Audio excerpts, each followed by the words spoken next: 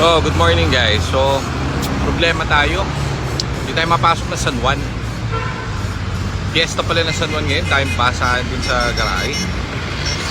Ang gagawin namin ngayon, dito na kami nag-breakfast sa Altura. Eh, punta tayo sa may bibili tayong unit. May bibili na lang tayong unit kasi hindi tayo mapasok sa shop. Parang ghost town dito sa Altura. Katabi lang ng San Juan yung Altura eh. Lahat ng kotse kasi, bottleneck doon, so hindi makapasok. Sobrang traffic. Hindi kami maandar doon parang sa oras na. So mamili na lang tayong sasakyan. Hindi na tayo mag-breakfast. Tara, samahan nyo kami. Bili tayong sasakyan. Hindi mo pinapabunod. Ano yung gagawa?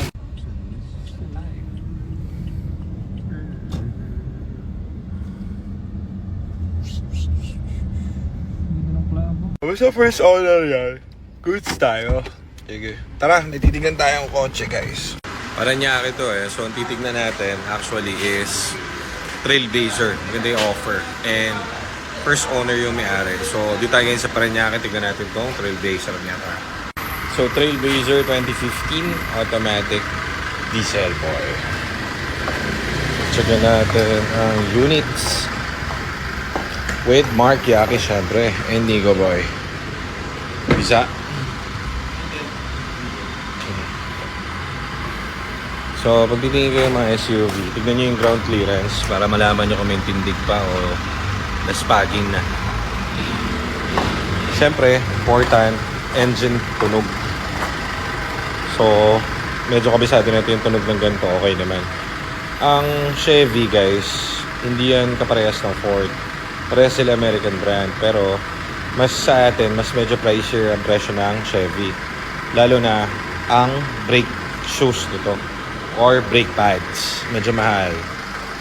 Mga, yung tawag dito. Maintenance, parang ganun.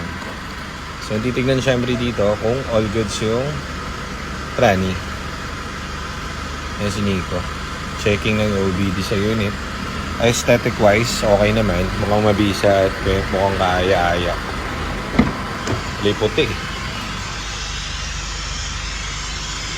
Aircon, malamig. Tingnan natin yung papers. Doon natin gagalingan dahil bago mag-check ng mga ganito, syempre, titignan nyo muna yung mga papeles niyan. Sayang checking nyo kapag sablay yung papel, di ba? Tingnan naman yun. Painted na yung bumper niya. Yung makina niya. So, check mo, Mark, yung dipstick. Hanapin mo yung dipstick. At i-inboxan. Ayun sa dulo. Tigda ba kayo ako bihusok yan?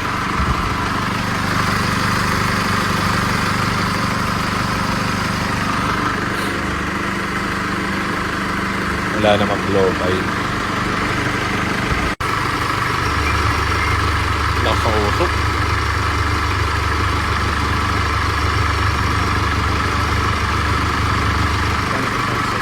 Wala naman. Diesel kasi ito. Yeah, walang talsik yan. Lahat naman ng SUV na diesel, may blow-by yan. Kaso lang, kung gaano kasubir yung blow-by, syempre.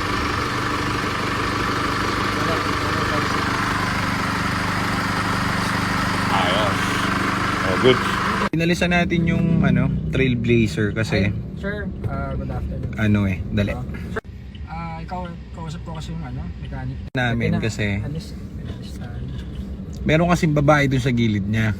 Eh, hindi naman sa pagiging paranoid, pero pag bumibili ka kasing kotse, mas tinitignan namin yung surrounding syempre. Kumbaga, sinecheck mo lahat kasi pag bumili kayo sa shop, sa GTA, money back guaranteed yan pag may problema kayo sa papel. Kahit tumagal ka na ng 1 taon doon nabili mo sa amin, money back guaranteed pag may problema ka sa papel.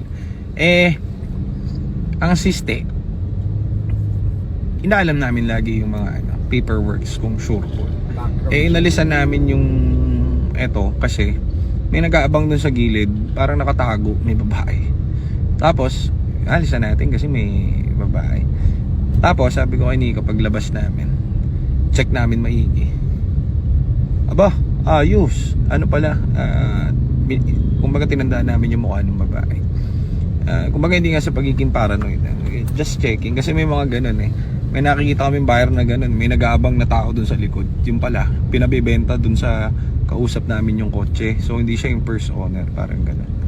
Anyways, ito naman nakapangalan kay Sir. Ang naging sketch lang kami is yung plaka niya kasing isa is Sablay. Pero may papers na, may paperworks. Tapos may babae nga doon nag-aabang. So nalisan namin.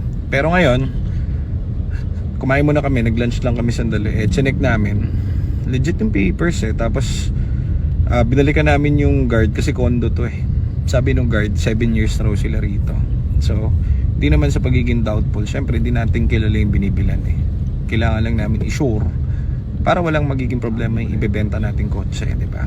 So, maganda yung unit ko sa maganda. Talagang convincing napakasariwa. Sabi ng guard sa amin, to disclose, sabi niya. 7 years na daw siyang guard doon. Okay daw yun si Sir, kumbaga. Tapos chinek namin yung babae. Si ma'am pala yun, hindi lang namin namukhaan. Yung kasama niya sa profile niya. Asawa niya pala. Si Sir is seaman, ano Nico? Seaman. So, hindi masyado gamit yung sasakyan. So, tinawagan ulit namin. Sabi namin, sige, confirm na laban na. Marami kasi kami pwedeng bilhin. So, hindi kami nag-rush sa mga ganyan na unit. Kumbaga, hindi kami para magmadali. Kasi pag nagmamadali ka sa unit, nadadali at napiperwisyo kami. So, at least ito, ano na kami, kumbaga, kampante na kami kay Sir. So, travel natin unit, ikutan natin. Tara, let's go, Trailblazer. Balik na kami dun kay Boy Chevy Trailblazer. So, maganda ron, binlap namin, tawad kami ng 10,000. Hindi naman kami naipagtawaran pag ganyan kasi nga may system na kami pag ganyan. Pero, naikipagtawaran si Sir So, means legit yun kapag ganyan. Kasi kapag may problema sa papel yan o may something yan, lahat ng tawad mo bibigay na yan. Wala ka nang puproblemahin, pamasahin ka pa. So yung bluff natin na ganun is para lang to check kung legit talaga. So kapag medyo nakikipag-haggling, okay yun. Kasi ibig sabihin nun talagang kumukuha siya ng ng max budget para dun sa unit niya. Konti lang naman yung tinawad pero okay na, balikan na natin, tara. Trailblazer for sale 2015. Sinong bibili? Ayan sila Sir. Mag-upgrade ng Everest sila Sir. Bagong Everest. Checking na tayo ng papers, boys and girls. Mahabang papel yan ang pinaka-importante niya. Yun. Hindi na natin. Ito yung Trailblazer natin. Yan si Sir, legit. Kapitan ng barko yan. At bibili ng bagong Everest. So talagang legit. Unit niyan legit. So yan guys, ito hindi galing marketplace to. Lahat ng unit natin is first owned at yung nag-inquire mismo is sa kanila yung unit. Okay? So for sale na yan. Ano yan?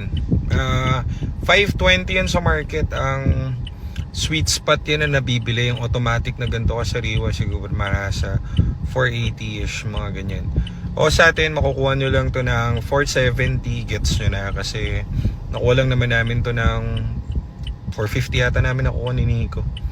Nakatawad pa. 460 kasi gusto ni Sir. So, 470 lang para lang meron tayong bagong hango. Hindi, pero maganda kasi talaga yung unit. Washery yung unit. And chinek namin through OBD lahat. Test drive and everything. Walang makitang mapunang kahit isang mapunang issue So maganda talaga.